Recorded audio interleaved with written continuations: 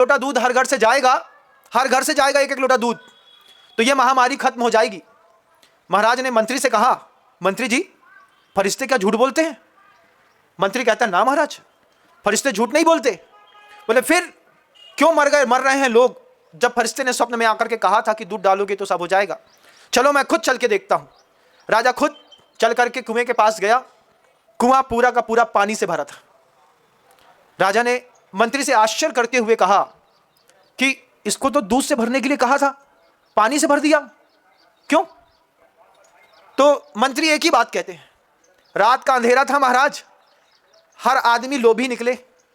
लोभियों ने सोचा कि बगल वाला तो कर ही रहा है दूध, मैं पानी डाल देता हूं। तो लोग पानी लाके एक एक लोटा पानी डाल गए, दूध छोड़ गए। दूध नहीं डाला लोगों ने, चालाकी दिखाई और पानी डाला। क्या सोच करके? पड़ोसी के यहाँ दूध है, पड़ोसी तो दूध डाल ही देगा, दूध उसके घर में भी था, लेकिन उसने डाला नहीं। लोग आज भी मर रहे हैं। इंदौर शहर के अंदर और पूरे भारत के अंदर एक महायज्ञ शुरू किया था कि इस सृष्टि में अहिंसा को जीवित रखना है, धर्म को जीवित रखना है, अपनी संस्कृति संस्कारों को जीवित रखना है, गुरुदेव को जीवित रखना है। तो हर जैन को एक लोटा पानी डालना पड़ेगा, हर जैन को। लेकिन सुबह आकर के देखा तो कुएं में पानी पड़ा है। दूध डालना पड़ेगा, दूध तो डाला नहीं, क्यों? आदमी सोच रहा है बगल वाले ने तो दूध डाल ही दिया है, अब हम दूध नहीं भी डालेंगे तो बच जाएंगे। ध्यान रखना, जिसने दूध डाला है वो भी मरेगा और जिसने दूध नहीं डाला है वो भी मरेगा। महाराज क्यों?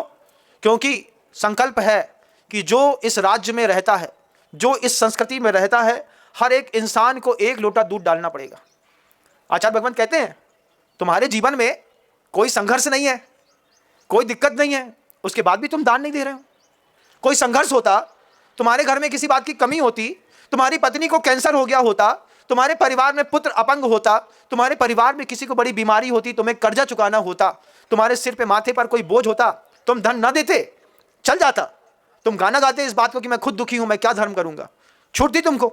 लेकिन जब तुम्हारे घर में कोई विकल्प ही नहीं है, संपत्ति अच्छी आ रही है, स्वास्थ्य निरंतर बना हुआ है, रोज मीठे पानी के कुएं से कुआं लगातार लबलबा के भर रहा है, उसके बाद भी जब जीवन में संघर्ष नहीं है, फिर भी दान नहीं है, तुम भी मरोगे, तुम्हारे साथ ये संस्कृति भी मरेगी। क्या करें? हर उस सफल इंसान का पहला कर्तव्य है कि जब हम किसी बात में आवाज दें तो उस महायज्ञ में एक लोटा दूध जरूर डालना।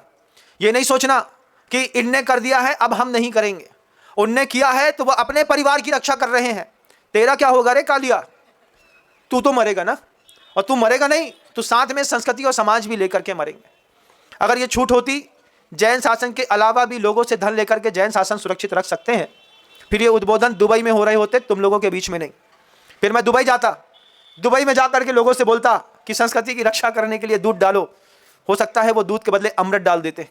लेकिन जैन संस्कृति जीवंत रहेगी जैन धर्मावलंबियों से, और जैन धर्मावलंबियों में जब ये रागत द्वेष द्वयी दीर्घ कितना तो कर दिया, परिवार वालों के लिए कितना किया है एक बार देखना।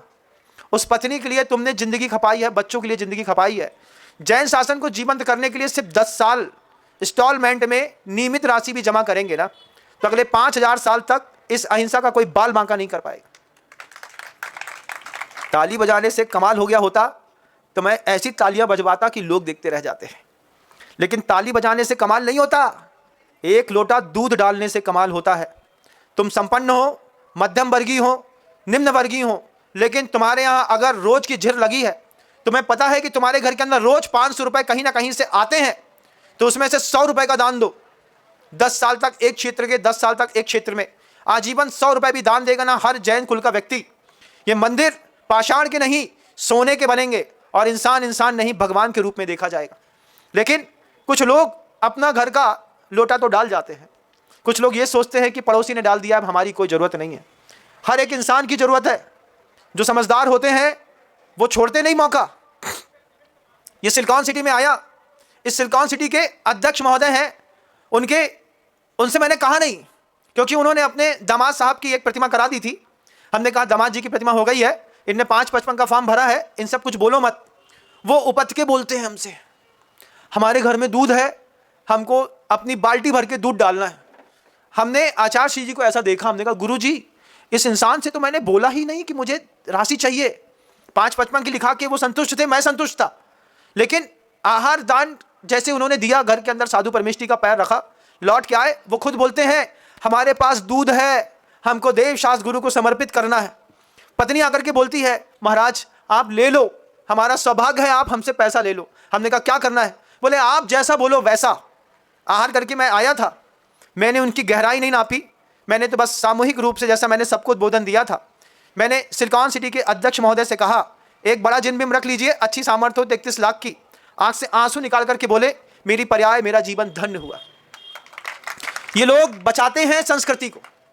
ये लोग जिनसे मैंने नहीं मांगा, मुझको जिससे उम्मीद नहीं थी कि ये देगा, वो भी आया अपना लोटा लेकर के। ये लोटा कहाँ डालना है महाराज? यहाँ डाल दो, काम आएगा। और उनके लोटे से आज सर्वतोपद जिनालय को और ताकत मिली 3000 साल के लिए।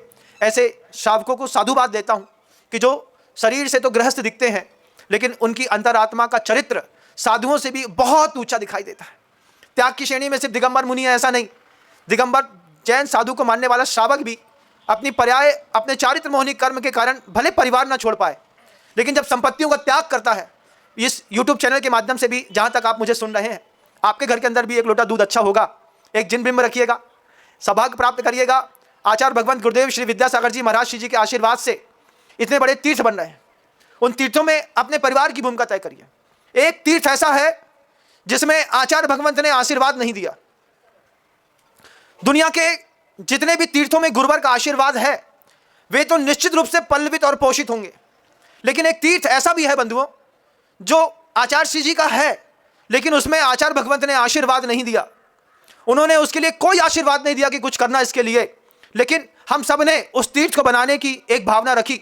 आचार्य भगवंत डोंगरगढ़ से जिस धरती से अनंत की यात्रा पर आगे निकल गए, उस समाधि केंद्र के लिए आचार्य महाराज जी ने कभी आशीर्वाद नहीं दिया। कभी नहीं कहा आचार्य श्री जी ने कि मेरे जाने के बाद ये समाधि केंद्र बनाना, लेकिन आज वो समाधि केंद्र बनाना हमारी आपके जीवन की पहली आवश्यकता बन गई है। अगर हमने दुनिया को नहीं दिखाया कि षष्ठी पर एक ऐसे महानतम आचार्य हुए थे जिनकी कृपा से लाखों गौवंश सुधरा, लाखों महिलाओं का ब्रह्मचर्य सुरक्षित हुआ, लाखों लोगों को जीवन दान मिला, लाखों लोगों ने सम्यक दर्शन को प्राप्त करके जिनबिंब की स्थापना करी, लाखों लोगों ने मंदिर बनवाए, लाखों लोगों ने व्रत लिए, लाखों लोगों ने पाप छोड़े। ऐसे आचार्य को सार्वभौमिक सार्वकालिक बनाने के लिए एक विद्यासागरोदय समाधि स्मारक केंद्र डोंगरगढ़ में बन रहा है बंधुओं।